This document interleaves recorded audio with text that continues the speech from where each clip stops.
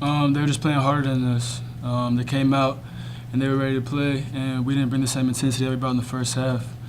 And that's all.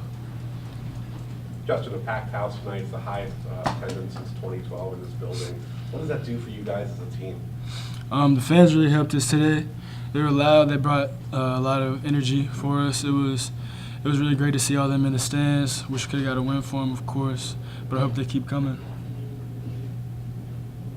You guys mentioned earlier this week that you guys changed something defensively to come back, talk up. The first half seemed like it was okay. What did they do to readjust to what you guys were doing?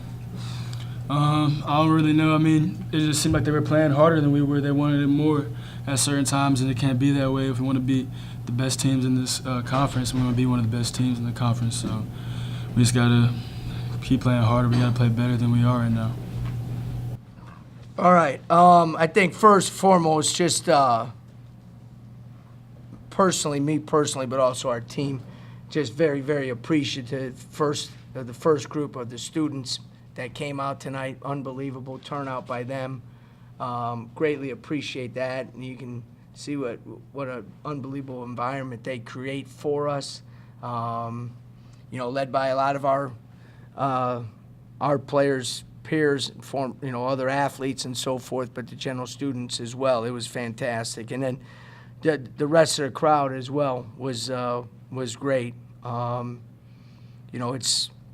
was obviously a big game, but at the same time, I think, as I talked about before, we showed glimpses of where we can get to and what type of environment we can have here, and I thought you saw that tonight. So appreciative. Wish we could have played a little better in the second half, but Central Florida obviously had a lot to do with that. They're a very good basketball team, very balanced, very experienced in terms of knowing exactly what they need to get done. I thought we played well in the first half, not as good defensively as I would like, but at the same time really executed some good stuff offensively. They responded in the second half. Defensively, we weren't as good in the second half. We weren't as good on the glass. And when you play a team that's very good, your offensive efficiency, when you get open shots and so forth, you got to make them. You know what I mean? You got to make them.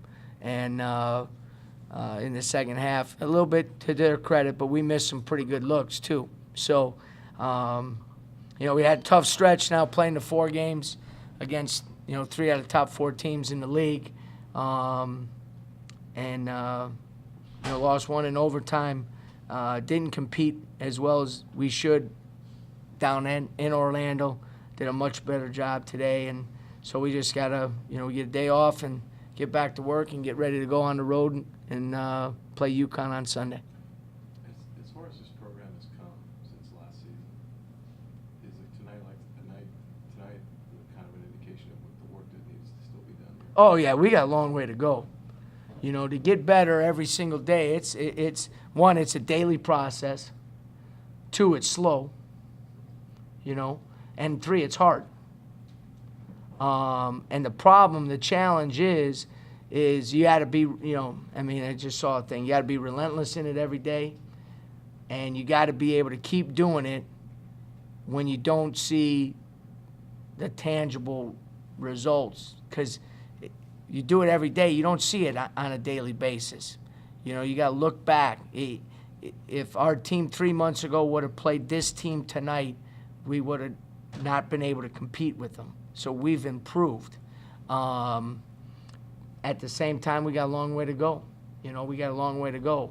Have we made dramatic improvements? Yeah, but we're not quite good enough to beat those teams yet. We can compete with them, but we're not quite good enough to beat them yet.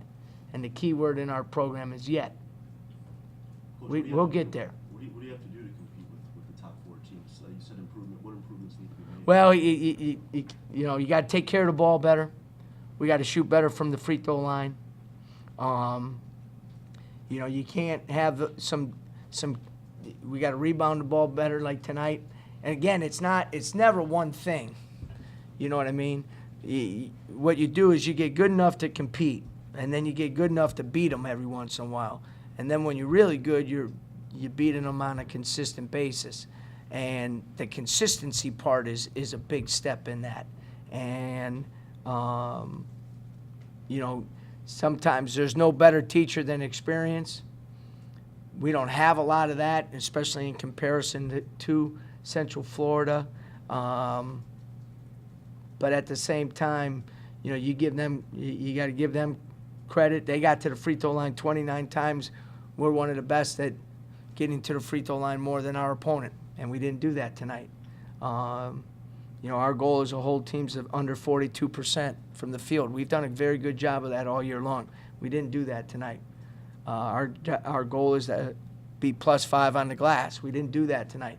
So none of our daily or our game goals were we able to achieve tonight. And when we do that, we've been able to compete with anybody. You know. Does that team you played tonight, does that look like an NCAA tournament team? No. That is an NCAA tournament team. Right now, we have 4 in our league, and Memphis is playing, and looks like one as well right now. I don't know if we'll get 5 in, but that team's could be a second weekend team. You know what I mean? Houston's a Final Four caliber team. Cincinnati's a second weekend, and once you get into second weekend, then you become a Final Four team. And I've been through it. You got to play 2 really good games. You know, and then once you get into the Sweet 16, it's anybody. Anybody can get to the Final Four once you get in there. You've coached quite a while. Your impressions of Taco?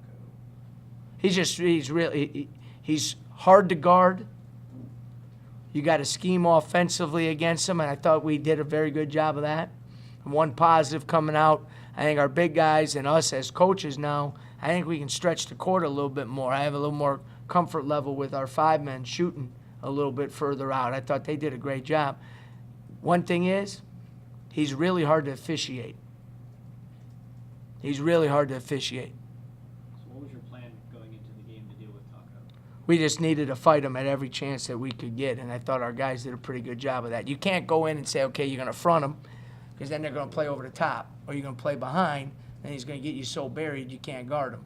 You know, we have a sled that we use to work on lower body strength, and it's a 300-pound sled drill is what you got. You got to get underneath them, and you got to just shove them out of there as much as you can. And you hope you get some fouls when he turns into you or when he displaces you, and it's hard. It's hard guy to play against. It's a hard guy to officiate against. I thought we did a much better job, even though we didn't shoot, you know, we did a much better job of attacking their defense this game than we did last game. You just suddenly became a much better free throw shooter tonight, right?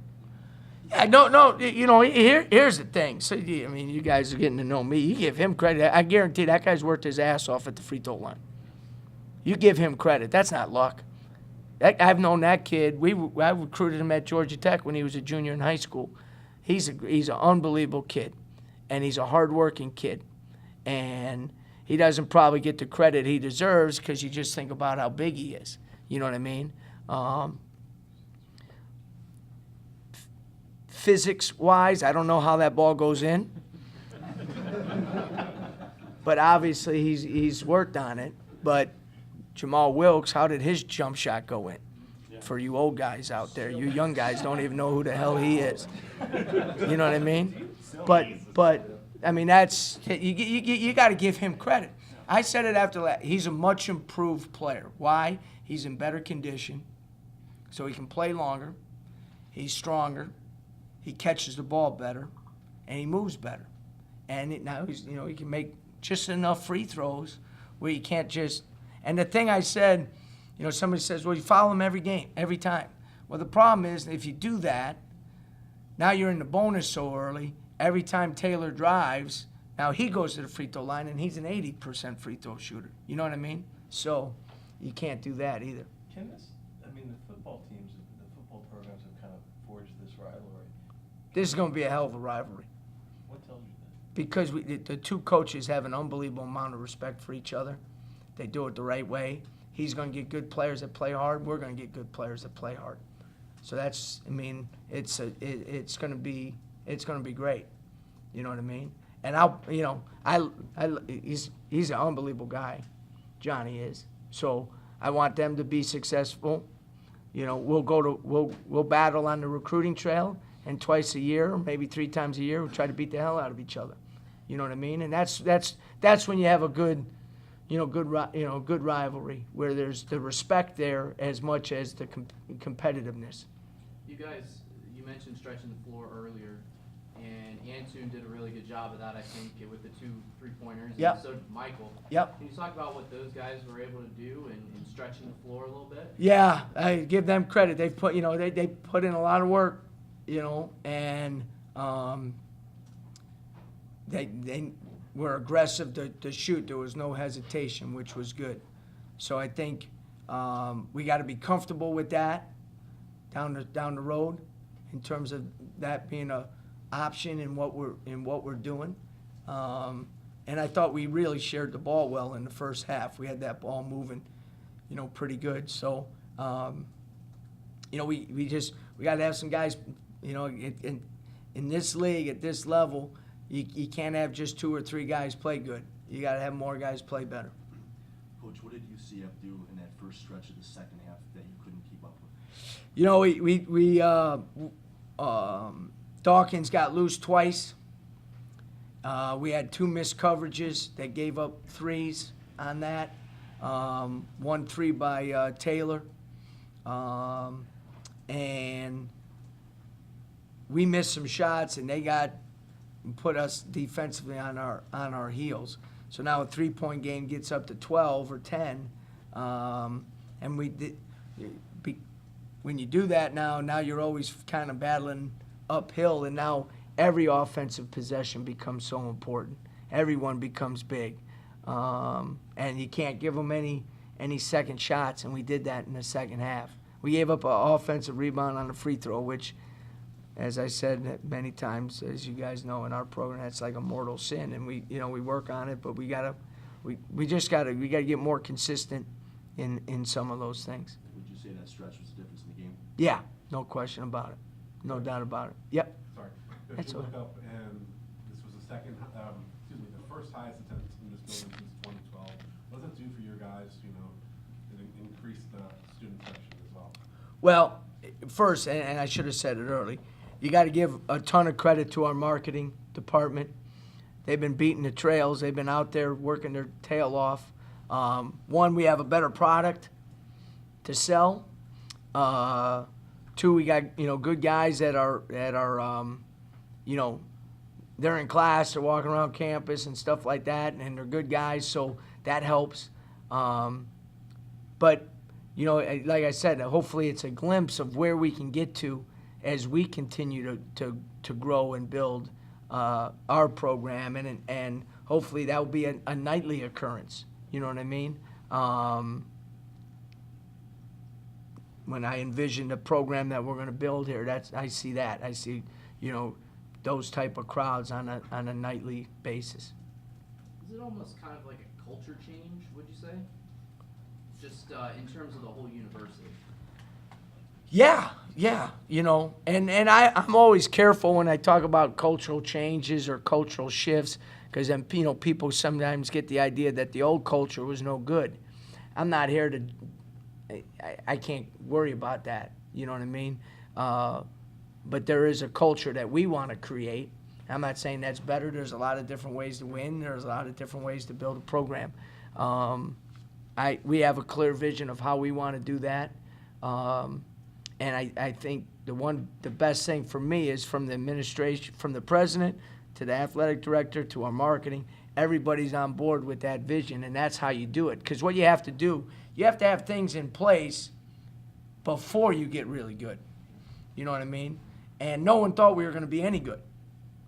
So they had all this stuff in place already when they thought we were going to be last in the league. So you got to give them credit for their, vision forward and stuff like that. Obviously, we've helped because we're better than that, So, but if you wait till you get really good, then it's too late. You got to capture it before it, and so when you get good, you're ready to take off. And we're getting there. We're getting there.